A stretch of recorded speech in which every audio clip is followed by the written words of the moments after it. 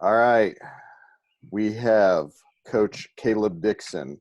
He is assistant coach at Kearney currently. He's also been head coach at Oak Park and also probably maybe one of Jesse's other roommates. I don't know. There's a common thread on this. No, we never lived together. Oh, that's unfortunate. No, never live with your friends. That's a hard rule. Very few can do it successfully. Yes. Mm-hmm.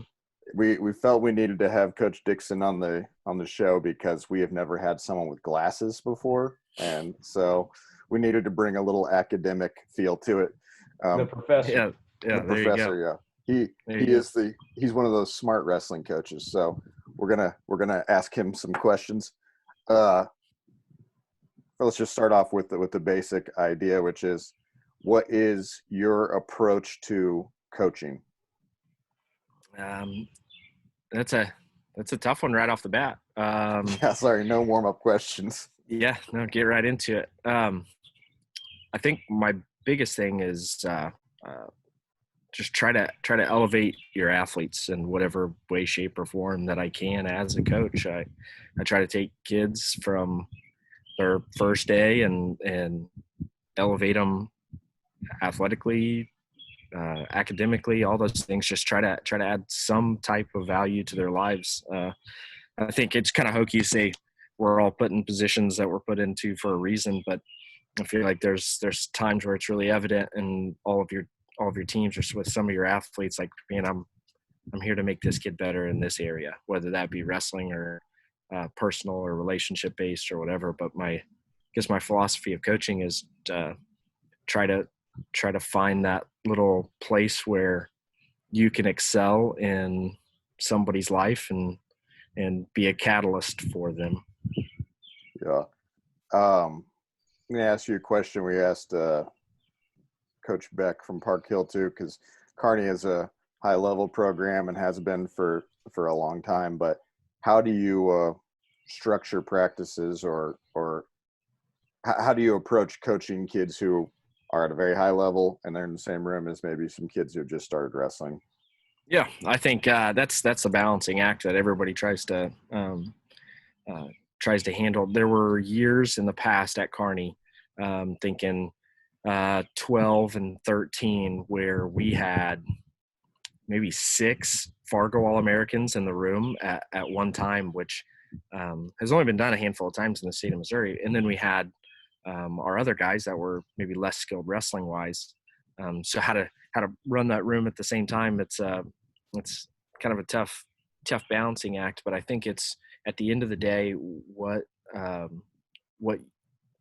you feel like is kind of the tenets or the core aspects of your program, and going, this is a skill that everybody needs. This is a basic skill too, regardless if you did really well at one tournament in July. We're still doing the basic fundamental techniques all day, every day, from November to February to the push, and then doing our summer stuff. But everybody in the room is pretty much doing the same thing every day. We always tell our old guys, November is about the young guys and February is about you guys. So kind of maybe split it like that. At the beginning of the season, it's really slow and low, and end of the season we're fine tuning details and doing higher level stuff. But I guess to get back to it,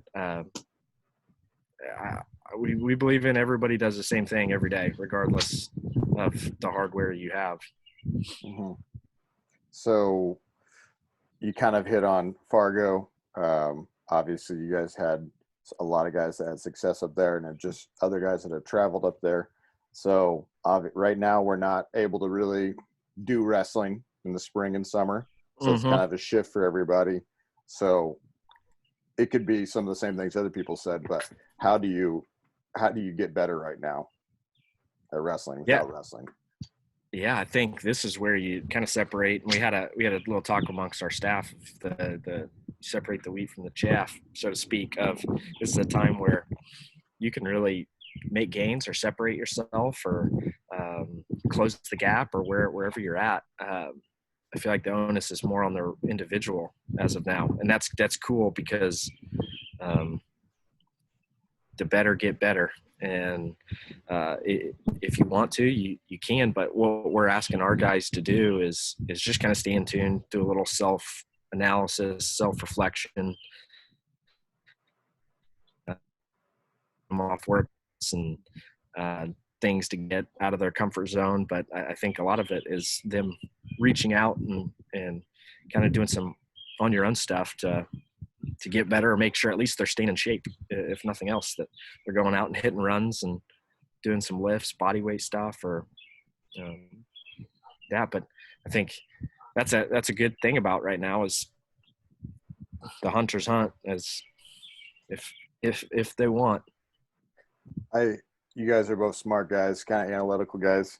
So I was kind of thinking about this last night after we talked to Kinsey, and if you guys don't have an idea on this, that's fine. But is there potentially like an outside of the box type of way that a kid could improve right now? Like we are talking about watching film and, getting workouts on your own. And do you guys foresee any kind of outside the box gains that someone might make?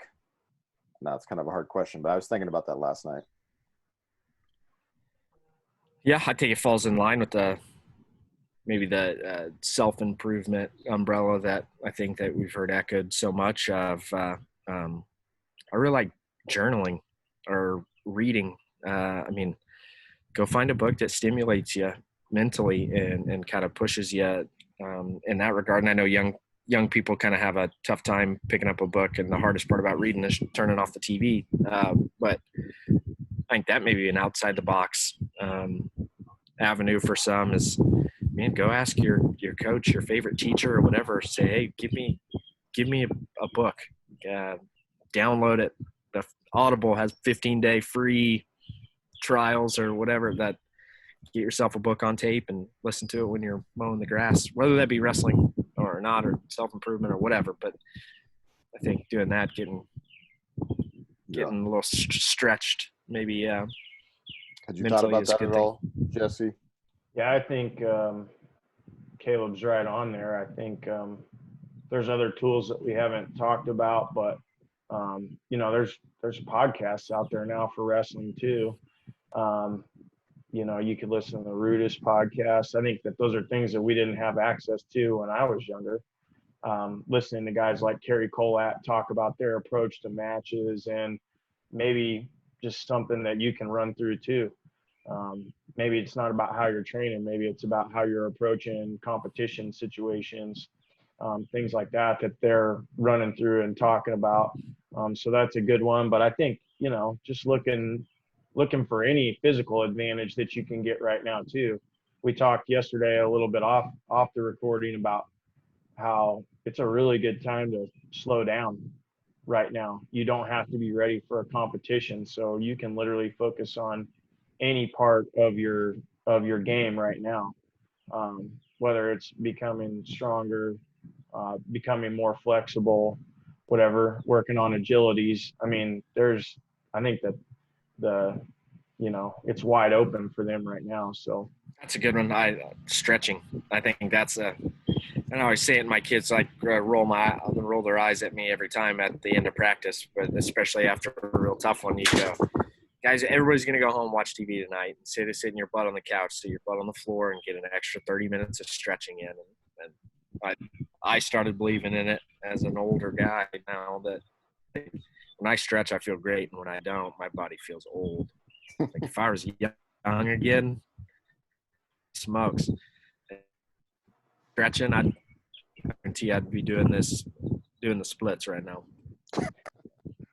I have kind of an outside of the box thought.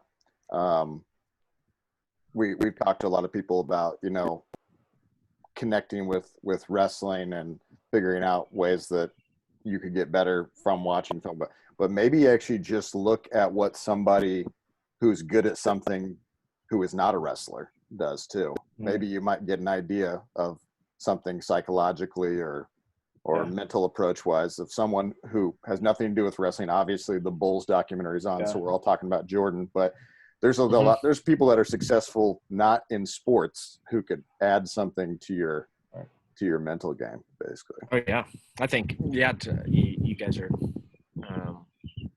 saying like things that I haven't even thought about, but getting your wheels turning a little bit. If you go watch a little quick Jocko YouTube video, or David Goggins, or Cameron Haynes, or somebody like that, or all those guys, I mean, you can pull a lot of just self-discipline. I think it all goes back to the same thing. Like, kids right now are on their own a little bit more. Kids are on their own after 5 p.m. when they leave your practice room also. And that's when it separates the kids that really want to excel, is what are they doing from 5 to 3, or what are they doing right now before season starts, or what are they doing, freestyle or Greco and all that. So yeah, that's love it. This is a good final question before we transition into our thing we're adding to the show there today. But so you have coached a lot of good wrestlers, whether it be, at Kearney, and you obviously at Oak Park, you coach Noah Tini and Shelton and some other guys, and then all the dudes at Kearney, Leith, and all these people. So, and you've been around them otherwise. I asked Kinsey this yesterday, what's the common thread in those good wrestlers? What was like the X factor or a common thing that they maybe all had? I think that they all exercised their individuality. Like they knew what made them different and uncommon, and they lived in that space. They didn't try to be somebody else. And I guess a few examples from the past, like we had guys like Jarrett Singh, that was a 3-time state champ, multiple-time Fargo All-American, as slick as they come. And he knew that he was not a brawler, so to speak. And like, he just kind of knew that was him, and he lived there. And then we had guys like Kevin Kinney, who was not very gifted naturally as far as athletically. And that kid was the meanest kid that I think I've ever coached, maybe besides Noah Tini. And he lived there. Like, he wasn't going to try to be slick. He wasn't going to do, he just knew that he was going to beat you up for 4 minutes and then get on top of you and try to rip your arms off. Then you got guys like Leith that are, again, is just like such a unique talent. And Hunter Shelton, mentally just ahead of maybe anybody that I've coached, as far as like just being just dirt dog tough and wear you out and beat you up. The only kid that maybe I would put up there with Shelton would be Caden Green, just being physically imposing and dominating when he's on and when he wants to be. But I think those guys, they knew where their sweet spot was, and they fine-tuned their sweet spot, and they lived there, and they didn't try to get outside themselves. Or you have a lot of those guys in the room go, man, that guy's slick, or man, that guy's tough, I want to be like that, or I want to be like that. And it was like, no, here's where I live, and I'm gonna be me under the system. All right, we're going to try something new because, why not? It's our time. It's my Zoom video and Jesse's Zoom video, so whatever. Most people have seen on ESPN, they have the show Detail, where they break down like a game or something. Well, I thought that we've had a lot of coaches telling kids to break down film and watch matches, and I thought there's a chance that maybe people haven't really learned what type of things you might be looking for in a match. So I'm going to have these two guys, two of the smarter guys I know in wrestling. They're going to show us a match and just kind of break it down and talk it out for us. So sophomore Eli Ashcroft, wrestling Jack Loggy from Helias. This is a quarterfinal match from the state tournament, 120 pounds, so to speak. So knew this Loggy kid from Helias was going to pop up. He missed last year, with an injury. So he didn't get to wrestle the state tournament, but I mean, really super tough kid. So knew this match was going to occur. So reached out to some guys and got film on him, and know he's got a really tough, really solid left hand head outside single. So before this match, we're kind of talking with Eli, who's just rapid fire rip shots off, and he's a left-handed head inside single kid. That if we got two lefties here about to duke it out in the quarterfinals, and know that their best stuff's coming from the left side, both of them. So quarterfinal match, we know that the Loggy kid, in order to stop him, we got to control his left hand and keep floating right on him. So you'll see in this match, Eli consistently moves right, kind of traveling to his back leg.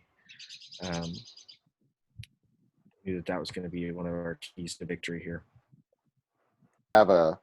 You have a kid who, not just this kid, but in general, if you have a kid who you know is hard to finish on because maybe they have a little funk or they have some of those secondary transition skills, what do you guys tell your kids to do to prepare for that? Caleb? I know. I mean, I think it starts in like mid-January when the focus shifts into really tightening things up and being crisp in really small little positions that you're putting them there consistently in practice. And whenever you're drilling, the resistance is starting to increase from B-man, the defensive guy, and putting them into those A guy finish and B guy start searching for ankles and forcing your kids to kind of go hip down, hide their shoes, and chase the feet to finish. But putting guys in those little small areas to know, hey, finish cleaner, it's not going to happen. And setting up drills like that, hey, A guy, I want you to get in, and then it's kind of an easy in, hard out kind of a deal where B-man's adding something to the drill and he's being involved and going, yeah, this is this guy's shot, this is this guy's attack, but I'm supposed to be given a look. I'm supposed to be given a feel. Yeah, I agree with that. I think we always have added in, especially that getting to the middle and second half of the season, a lot of play wrestling, giving the guys the opportunity to kind of roll around and feel those different positions like we just saw right there. Sometimes they don't always know how to score it, but they may know at least how to stalemate it out, hang on, grab a hold of something long enough. But kind of like when you go, you just need to finish hard, pick them up, put them down hard, like playing them. Don't give them that wiggle room if you can. Guys that are funky, like Caleb said, finish clean, but finish hard, put them down hard and plan them. Don't give them that wiggle room. I like it. Those pauses kill you between the takedown and finish. Right. Mm-hmm. Yep. Yeah, so we got into a little goofy situation here in the first. We were in on his leg, transitioned from a front headlock to a double leg, and we kind of rolled around there from which we don't like doing at the state tournament.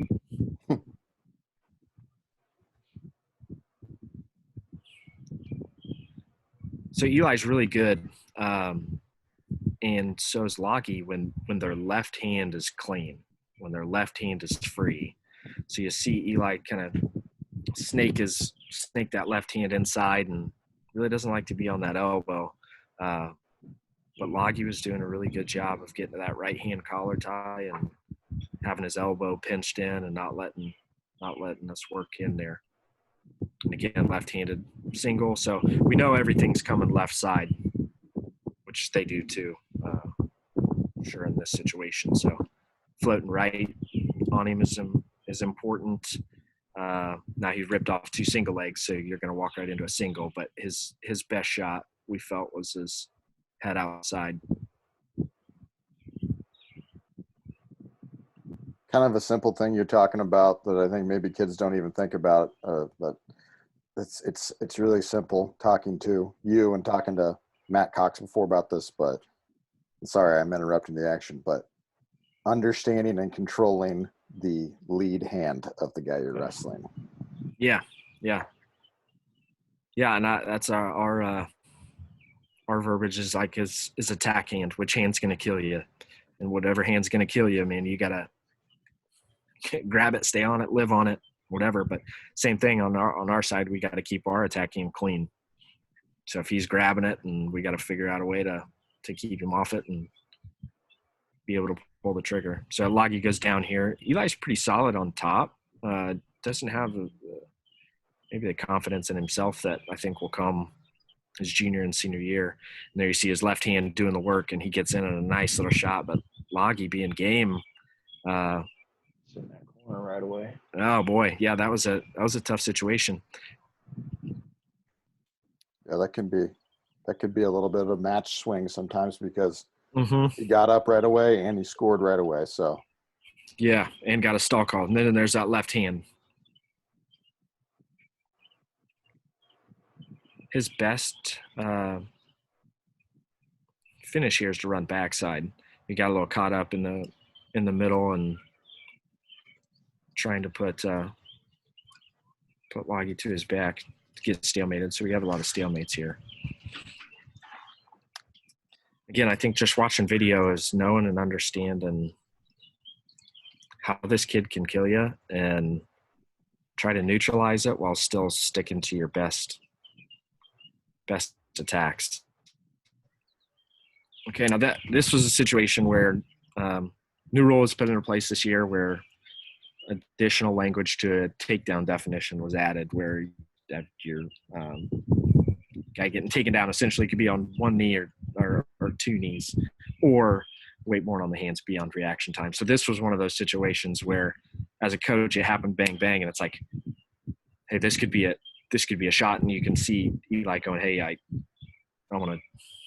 He's obviously mentally not ready to step on the line, so I'm kind of making that quick decision of, hey, do I take this to the table? Do I not?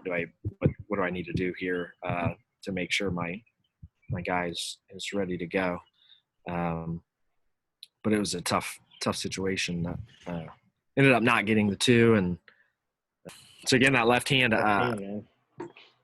he and now he's in that crackdown situation of trying to kind of like open his hips up and do a little Coleman Scott headhunt. Eli does a good job recovering there, and now it's just basic defense, hips in, keeping that inside elbow block too, which is good. Yep. So again, that we knew that was going to be the attack that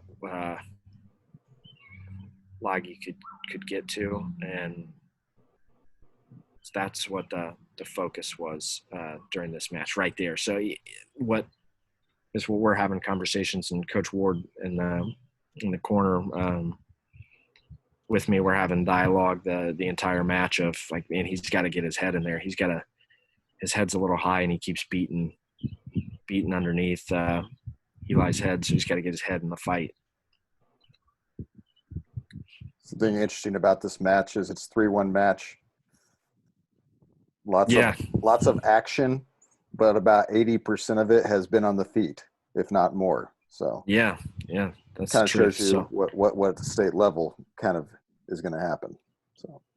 So in the third period, we go down here, which was Eli's really proficient on bottom, and but this is one of the very few matches that we're going into it down, going into the third period with this with our guy.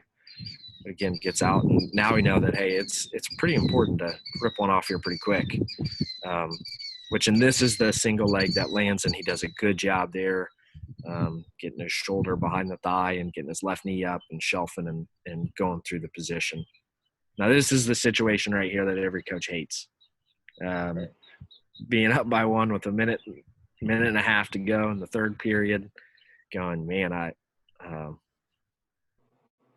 you're wanting your guy to ride him tough, but at the state tournament, if you're winning, you're stalling, especially on top. But this kind of hit that escape by Loggy. He did a really good job there. He's getting out on bottom, and now it's essentially overtime. I think that more likely than not, two takedowns aren't going to occur here, but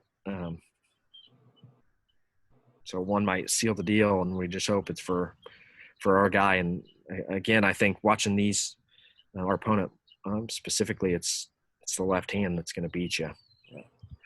What's your approach you're hoping your kid has with 1 minute left tied up in this match? I think it's to continue to attack, but to attack when you need to, when it's open, and not forcing something to happen, which I think kids can do. And then other trap that you fall in is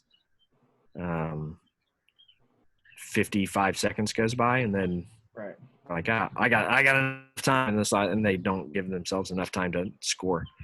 Or again, our kid's continually going at him, but so's he. Really game opponent here, and Eli starts to make the adjustment of, you see him in on our legs less, because our head position starts to get a little better towards the end of the match. He's pretty scared right here. Wizard position. 5 seconds left. Yeah, that wasn't ideal. That's for sure. Yeah. So, and now OT, it's like we've been on each other's legs. My gosh, enough. But you see that right hand collar tie kind of stopped us a little bit, and now you're looking at us kind of clearing that hand off and getting our left hand free as right here, and then controlling 2-on-1s and controlling the action. He hit a little slide by or something earlier, or tried to. So him collar tying you, he's probably trying to get you to collar tie back at this point, maybe. Right. Sneak that. And this is where we finally get the shoulder deep on a single and cut across backside for takedown. The great thing he did on both those takedowns was he got backside, and then he basically elevated right away.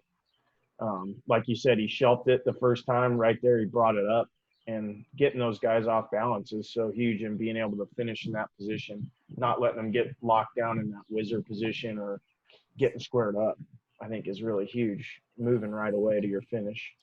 Yeah. And again, I don't it was a good match. I think the thing that we had a really talented kid at the weight, and we had felt good, but I think the thing that helped us was kind of knowing what you're up against and what your opponent's best stuff is, so you can kind of work from there. I think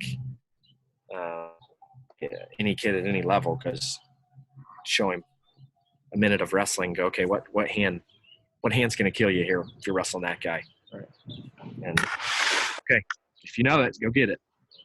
One of the benefits of watching these matches also for kids right now, if they're watching matches, in this off time, is just to realize the type of match you will have to win at this level. Sometimes it's like, don't be watching just for the highlight matches. Be watching like that was a very high-paced, although low-scoring, tough, long, drug-out match, and you can kind of get mental reps in by watching some of these matches and kind of being like, all right, this is about the pace that it's going to be for a 7-minute match in this situation, I think.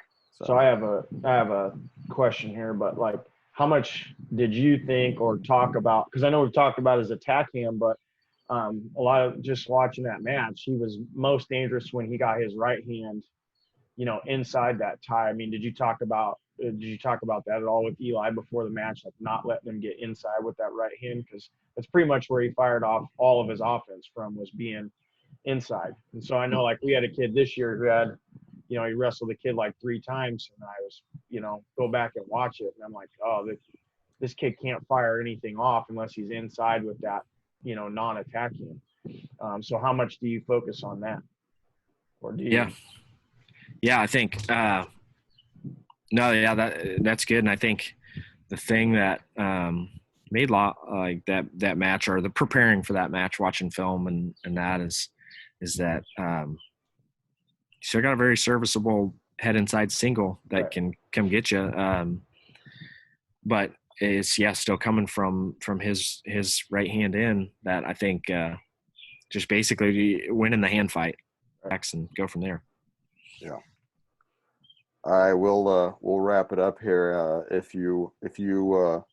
Do you have an interesting, weird, funny, or any type of story or wrestling experience you'd like to share with the masses? Let me think. A good story, and this is maybe impactful for my growing up as a wrestler at Platte County grad in 2004, and we were loaded up my freshman year. That in the practice room one day, we had two kids that were just hammers. Well, we had a lot of kids that were hammers, but named Blast from the Past, Chase Verdorn's a 3-time champ, and then Brock Whitmire, who's a 1-time champ, but I would say was one of the best kids maybe to go through Platte County.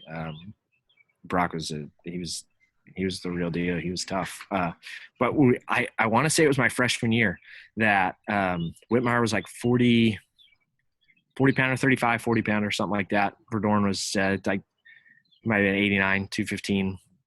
So Whitmire goes and he takes him down, takes Verdorn down.